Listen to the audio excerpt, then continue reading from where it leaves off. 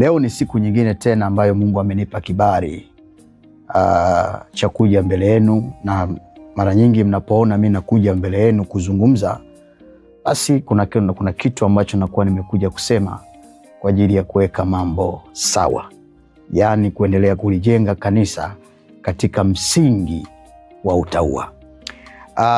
Leo kuna mambo nitazungumza, na kabla sijazungumza, naomba tuitazame hii video ya Rose Muhando. Anasema kwamba alikutana na Mungu na Mungu akamuonya. Hebu tuiangalie hii video alafu tutaendelea mbele. Si ndio? Maana nikivaa hata saa hii mfano unaona hii wigi, Rose umependeza, umevaa wigi. Nikitoa hapa niwe tano hii nini? Twende Kilioni, unanielewa? Anasema mbona usitoke hivyo, hujapendeza. Vaa nini? Wigi. Yaani tumefika mahali mpaka tumejikataa. Na Mungu, niwaambie ukweli, mimi kuna wakati Mungu amenipa wimbo na nitautoa. Hakuna ameniambia nisivae chochote kinachohusu. Yaani anataka Mungu anione Rose yule pale. Uhalisia. Yaani mimi yule aliyeniumba yeye, ambaye sina nyongeza. Yeye mwenyewe. Sasa huyo ndio Mungu. Anataka kile anachotaka yeye. Sio dhambi kwamba watu wamevaa mawigi labda. Kama ulivyoona kwa habari ya Rose Muhando. Rose Muhando, ninalo jambo la kuzungumza na wewe kwa ufupi sana. Mungu unasema alikuonya kwa habari ya kuweka wigi. Na umelishika hapo, lakini bado unavaa, na unasema kuna nyimbo ambayo umeiandika ili uje kuitoa katika jamii. Swali ninalojiuliza, ikiwa Mungu amekwambia uachane na hivyo vitu, mbona unaendelea kuvivaa? Lakini pia swali lingine, ikiwa Mungu alikuonya nataka uwe kama ulivyokuwa, basi ni vizuri kumtii Mungu, kwa sababu unapomtii Mungu maana yake unampinga shetani. Mifumo ya mionekano ya wanawake wa sasa ni mifumo ambayo inamfanya Mungu kuwa alikosea katika uumbaji wake, kwa sababu mwanadamu anashindana na Mungu. Ndio maana Mungu kwa wale walio watakatifu wake, anapoona wanavaa vitu vya namna hiyo, anakuja anawaeleza waviache. Kwa hiyo usiseme kwamba Mungu amekuonya wewe kwamba si dhambi. Sasa Mungu anakuonyaje jambo ambalo si dhambi? Na tukumbuke, chochote ambacho Mungu anakikataza na ukikifanya inakuwa ni dhambi. Manake unakuwa wewe sio mtiifu. Tunakumbuka kwenye Biblia mtu mmoja anaitwa Sauli. Mungu alipomwambia aende akaliangamiza lile taifa na yule mfalme Agagi amuue, lakini alipofika kule watu wakamshauri kwamba kuna kondoo wazuri, hawa kondoo tukiwachukua tukaenda kumtolea Mungu sadaka, basi watafaa sana na Mungu ataridhika, atafurahia jinsi ambavyo tutakuwa tumempelekea sadaka zetu. Lakini haikuwa hivyo. Mungu anapoonya, Mungu anaposema hachana na hili jambo, wewe ukalifanya, kwake ni chukizo, kwake ni dhambi, kwake ni kosa. Kwa hiyo usiwaambie kwamba kuweka wigi, kujibadilisha ngozi ya rangi yako kwamba sio dhambi. Hapana. Yaani ukishajibadilisha ngozi, ukaweka wigi kichwani, hata kusuka hiyo twende Kilioni, Biblia inaonya. Tuangalie katika kile kitabu cha Timotheo wa kwanza mstari ule wa 2, Timotheo wa kwanza sura ya 2 na ule mstari wa 9. Hivyo hivyo na wanawake na wajipambe kwa mavazi ya kujistiri, pamoja na adabu nzuri na moyo wa kiasi, si kwa kusuka nywele. Si kwa kusuka nywele. Biblia inaonya kwa habari ya kusuka nywele, hiyo uliyoweka wewe twende Kilioni. Yaani hapo huko kwenye makosa, Rose Muhando. Yaani ndani huko kwenye makosa, neno la Mungu linakuzuia, alafu nje umeweka naliwigi tena ambako tena huko ndani ya makosa.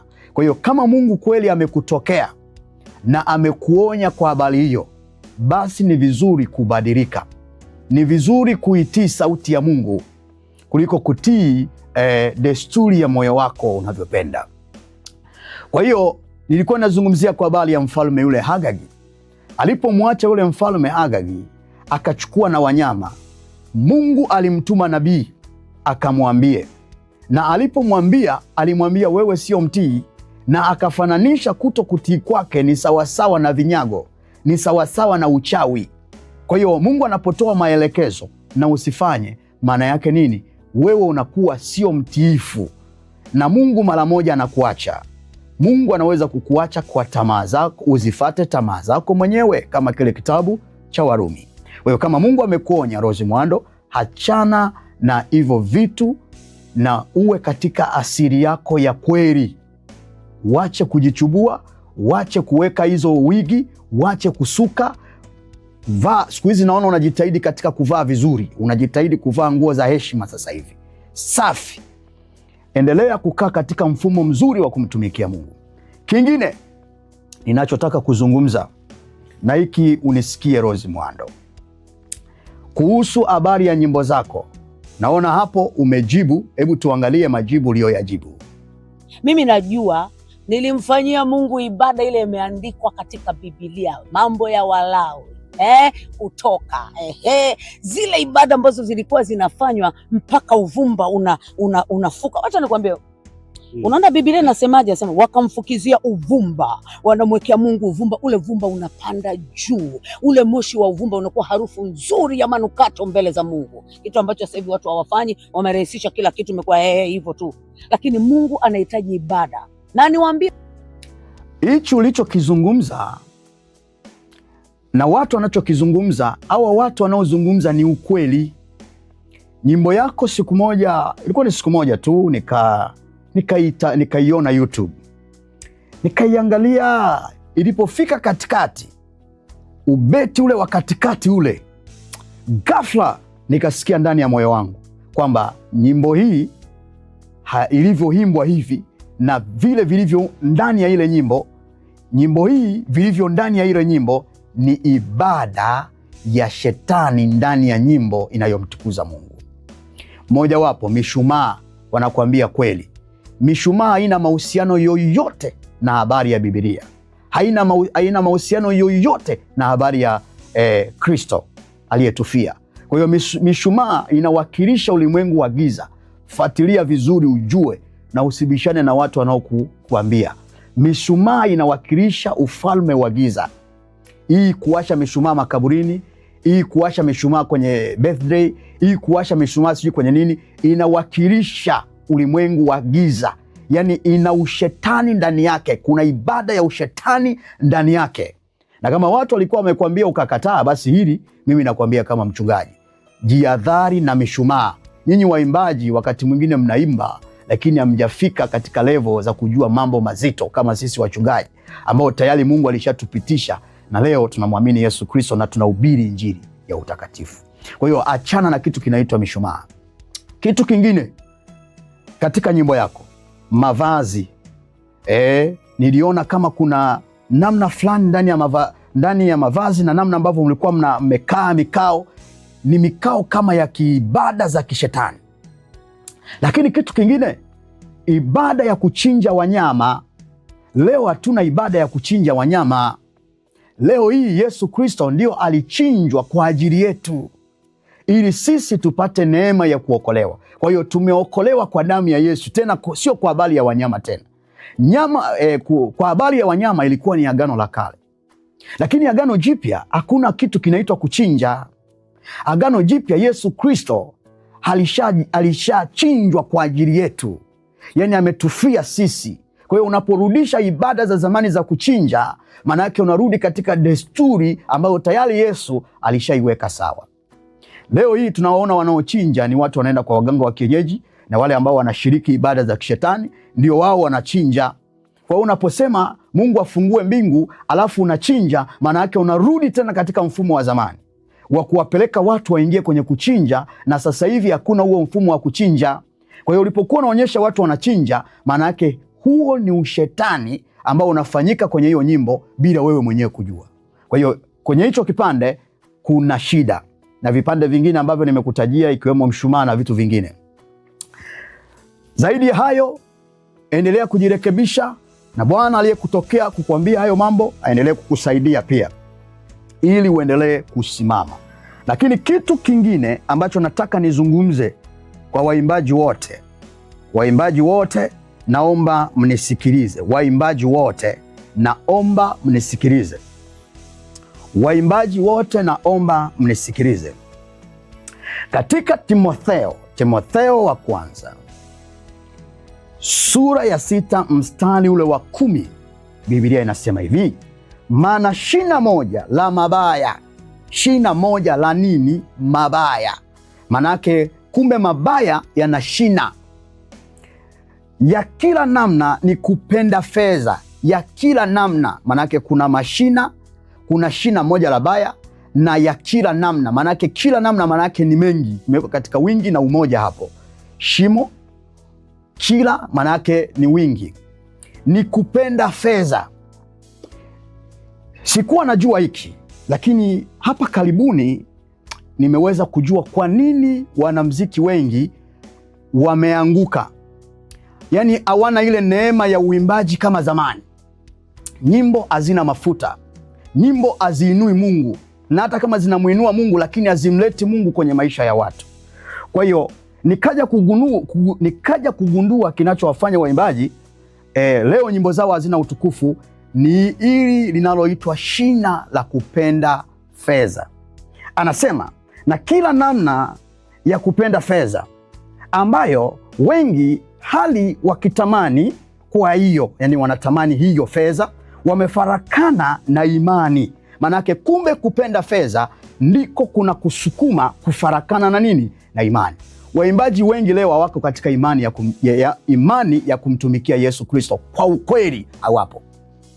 Juzi hapa kama mnavyojua huwa naandaa mikutano, na nilikuwa ninahitaji kuandaa mkutano, na tunaandaa mkutano kule pamoja na kule Dodoma. Sasa nilikuwa natafuta, nikasema ngoja nitafute waimbaji angalau, sasa wetu wengi wanapenda waimbaji, ngoja niwatafute waimbaji nione kama tunaweza tukaenda nao. Kwa hiyo nikawa nimemtafuta mwimbaji mmoja. Nilipomwambia sasa, nikamwambia hebu nipe utaratibu wenu, kwa sababu utaratibu wao lazima mtu akupe utaratibu wao, jinsi ya kufika sehemu ya mkutano, sehemu ya kulala. Hivyo vitu huwa tunavijua kwamba lazima mtu anapofika lazima tumtafutie sehemu ya kupumzika, sehemu ya chakula, alafu anapoondoka basi kile Mungu anachotugusa basi tumpatie. Kwa hiyo yeye akaniambia utaratibu wetu ni huu, unatakiwa nipatie 1,500,000. Yaani hiyo 1,500,000 ndio anatakiwa nimpatie. Alafu hapo hoteli ya kulala, alafu hapo chakula 1,500,000. Sasa nikawaza sana, nikafikiri sana, nikasema mimi binafsi ni kweli Mungu amenibariki na watu wanaweza kuchanga na wakatoa, lakini je, mtu ambaye yeye hana kitu chochote, yani mtu hana chochote yani, na ameandaa mkutano wake, anatamani waimbaji waje, akitajiwa fedha kama hiyo anaweza kutoa? Nikaona hapa ndipo penye anguko. Yani anakutajia fedha bila aibu, na kabla hajafika anataka advance. Manake nikaja kuona kumbe sasa hivi hizi nyimbo zinazoimbwa sio ibada tena, ni biashara, ni kupenda fedha. Sasa unapopenda fedha ni shina, na shina linapoingia tayari mtu yule hata kama alikuwa anaimba kiasi gani, ana sauti kiasi gani, tayari ameanguka kama shetani. Kwa sababu shina la pesa ukishalipenda utadharau wengine. Mtu atakuwa na kiasi kidogo, atamwambia siwezi kuja. Nilimwambia sasa mama nipunguze basi kidogo hapo. Naweza nikapunguza kidogo. Akasema hiyo huwezi kupunguza hapo yani penyewe hapo. Umeona? Tena anakuambia ufanye haraka kwa sababu kuna watu wengine watambuku. Mwisho wa siku wewe ambaye unajioji utajikuta umepotelea mbali. Sasa nikasema sawa. Nikatafuta mtu mwingine sasa, naye akaniambia 1,000,000, na ili aje na waimbaji ni 1,150,000. Kwa hiyo ili aje mwenyewe ni 1,130,000. Kwa hiyo hoteli na kila kitu unasimamia wewe mwenyewe, na hakuna bargaining hapo. Nikasema sasa huyu hapana, huyu naye iko kifedha. Nikatafuta waimbaji wengine, nao wakaanza kuniambia fedha. Baadaye kwa mfano mimi, kuna mtu anataka aimbe nyimbo, nataka wewe uimbe naye korabo, yani wanaitaga korabo. Akasema mimi ili uimbe na mimi lazima uandae milioni moja. Milioni ngapi? Milioni moja ndio nakuja kuimba na wewe. Sasa nikawaza wale ambao hawana hela kabisa, maana mimi na studio najua kuna watu wengine hawana hela kabisa, yani unakuta hana hela, yani ana kaela tu kumlipa producer kadogo, tena hata kakamkizi producer. Sasa huyu ambaye na anatamani aimbe na mtu mmoja ambaye ana jina, ameshakuwa na jina katika ulimwengu wa Injili, hana hela, ataweza kweli? Nikaona hawezi. Kwa hiyo akasema kuimba audio tu milioni moja, video milioni moja. Milioni ngapi? Milioni 2. Na hapo nje ya milioni 2 atakapokuja location, kabla hajaanza kushuti video, unatakiwa umvalishe. Unamvalishaje? Ni shilingi ngapi? Ni 300,000. Nikaja nikaona kumbe hapa ndipo wanamuziki wengi wameanguka kwa kupenda fedha. Na sio tu wanamuziki, hata wahubiri wengi. Na kuna wahubiri sasa hivi kabla hajaja kwenye mkutano au kabla ukimuita, anakuuliza una washirika wangapi, na anakutajia kiwango cha fedha ili aweze kuja. Kwa hiyo hii hali ndio imemsogeza shetani na imemuondoa Mungu mbali kabisa na watu. Leo nyimbo zinaimbwa zina mafuta. Leo nyimbo zinaimbwa hazina nguvu yoyote. Munaimba, mnajaribu kutoa nyimbo mpya, mnatoa nyimbo mpya, mnatoa nyimbo mpya, lakini haziwezi kugusa hizo nyimbo haziwezi kugusa mioyo ya watu kama zile nyimbo za zamani. Wakati ule mna wito wa Mungu. Hamkuwa mnaangalia fedha. Leo hii ni fedha.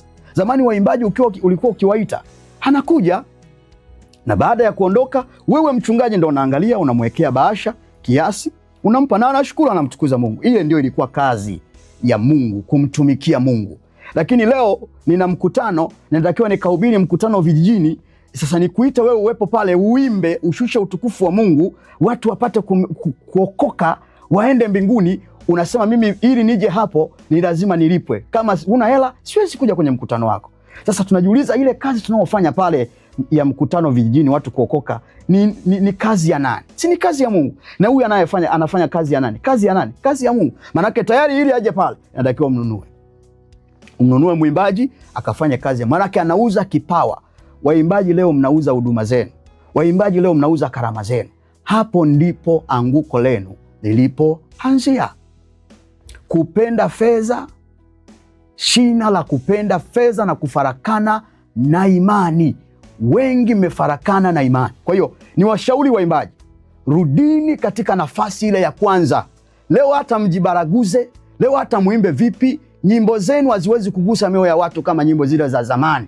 Kwa nini? Roho wa Mungu aliyewatumia zamani alishaondoka. Mnatakiwa kurudi upya na kujua ni wapi mlipoanguka na wapi mlipoanguka, ili mfanye nini? Mrejee, ili Kristo afanye kazi pamoja na nyinyi. Leo ili umwimbie Yesu, uje kwenye mkutano watu wapate kuokolewa, unataka Yesu mwenyewe akulipe kupitia mchungaji. Mungu atawahukumu. Narudia tena, waimbaji, Mungu atawahukumu. Ili haja unamtajia mamilioni, milioni 4, milioni 3, milioni 2.5, milioni 1.5. Mtu pekee ambaye nilimtafuta, na huyu ana moyo wa Mungu, Mungu ambariki, anaitwa Joshua Mlelwa. Joshua Mlelwa huyu, Mungu akubariki sana, wewe ni mtu wa Mungu. Nilipomtafuta akaniambia, bwana mchungaji, mimi nitakuja, chochote kile ambacho mtaona kunipatia nyinyi sawa tu, Mungu atakachowaongozeni iwe nauli inisaidie kurudi nyumbani. Huyu nikasema, huyu ndiye mtu wa Mungu, huyu ndiye wa kusikiliza nyimbo zake. Lakini hawa wengine ni wafanya biashara.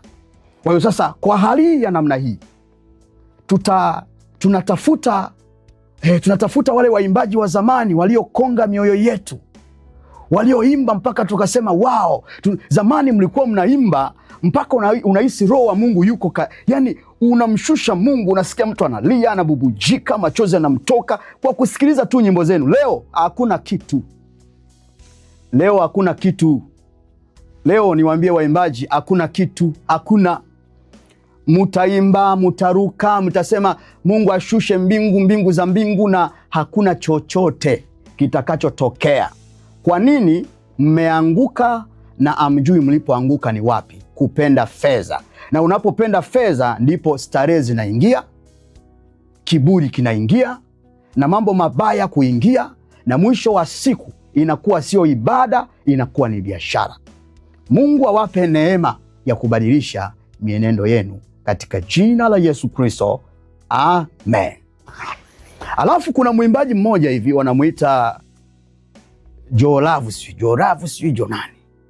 Yeye huwa anaimba, ana sauti nzuri Mungu aliyompa ya kuimba, lakini muonekano wake ni wa kiuni. Alafu watu wengi wamekuwa wakimwambia badilisha muonekano. Yeye anasema sasa mimi siwezi kusikiza maneno ya watu wanaongea, nini. Hapana, ni kweli watu wanaongea. Watu ndio wanaongo. Yaani kwanza nikuulize, Mungu yuko katikati ya watu. Ukiona watu wanaongea sana kuhusu maisha yako ambayo hayako sawa sawa kwenye jamii, ni Mungu anasema. Sio mpaka nabii atokee atabiri wewe sijui Yaani ukishaona watu wanaongea tu, mbona maisha yako hatuyaelewi, mbona uko hivi, badilika, ujue kabisa ni Mungu anazungumza katikati ya watu ili ubadilike. Nywele zako hazimpendezi Mungu, haziwapendezi watakatifu. Umenyoa kiuni, yaani wewe umenyoa kiuni, muonekano wako kuanzia chini mpaka juu ni wa kiuni. Kwa hiyo unatakiwa ubadilishe mfumo wako. Na kama mchungaji wako hajakwambia, basi ni mchungaji wako na wewe na mchungaji wako wote mnaishi maisha ya kiuni. Lakini ungekuwa unasali kwangu na vile tu hujasali, lakini ungekuwa unasali kwangu, mimi ningekwambia unyoe hizo nywele. Huwezi kuingia na hizo nywele. Mimi hata waimbaji, wapigaji kanisani, siwezi kukubali waingie kama Yoravu ile. Siwezi. Unaingiaje kwanza? Yaani nitakuruhusu uingie kama ni mpigaji, uingie kanisani, hakuna shida. Kanisani hatukatazagi waovu. Wewe ingia kwa sababu kanisa linapokea waovu. Lakini ukishakuwa pale mbele, maana yake wewe ni mwana wa Asafu. Wewe na mchungaji hamna tofauti pale. Yaani nyinyi wote mnamuonyesha Kristo mliye naye kwa watu wanaokuja. Halafu hivyo hakuna. Kwa hiyo nikuonye wewe mwanamuziki unaitwa Joravu wa kizazi hiki kipya, kizazi cha ukaidi, kizazi cha nyoka, badilika. Weka nywele zako vizuri. Mimi siwezi kukualika Joravu, siwezi kukualika kanisani, hata kama na mkutano siwezi. Yaani nenda kutangaza nini sasa? Yaani yaani kila unamtangaza Yesu ambaye wewe Yesu hayupo kwenye maisha yako. Hasa mchungaji unahukumu watu. Dhambi yenyewe tayari ilishakwisha kuhukumu. Yaani watu wanahukumiwa na maovu yao wenyewe. Kwa hiyo mimi niseme tu kwamba badilika na badilisha muonekano wako. Sisi tunaona nje, Mungu anaona ndani na nje. Kwa hiyo vile ulivyo nje na ndivyo ulivyo ndani. Huwezi ukasema nje nilivyo hivi nimeokoka sana lakini ndani ndo nimeokoka zaidi. Hapana. Kinachoonyesha nje, maana yake ndani kinaonyesha zaidi umeharibikiwa zaidi. Kwa hiyo mimi kama mchungaji na kuonya, unawapeleka vijana wengi kuzimu kwa muonekano wako. Kwa sababu kila mmoja anajua wokovu, anaweza akaokoka na akawa katika hali hiyo. Hapana. Wokovu ni kubadilika. Wokovu ni kugeuzwa. Tunapogeuka tunabadilika. Tunaishi maisha matakatifu. Tunaachana na unyoaji wa hovyo. Tunaachana na mivao ya hovyo. Tunavaa kwa staa, tunavaa kwa heshima mbele za watu na mbele za jamii. Sasa wewe hapo Joravu, wewe una tofauti gani na mwanamuziki nani ule unamuita yule?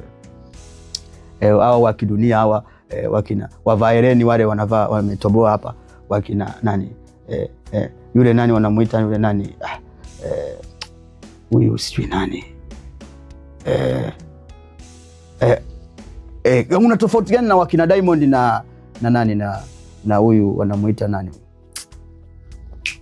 Harmonize? Yaani wewe na Harmonize mko sawa tu, ila tu tofauti yenu nyinyi, yule anaimba Yesu, huyu anaimba mapenzi, lakini mionekano iko sawa. Kwa hiyo badilika. Usiseme Mungu ameniita nikae kiuni ili niwapate wauni. Hapana. Hiyo ni misemo ya watu ambao wana roho ya shetani ndani yao. Lazima uwe na mfano mzuri kwa jamii na umtangaze Yesu na watu wamuone Yesu kwenye maisha yako kupitia muonekano wako, kupitia maisha yako, na Mungu awabariki sana.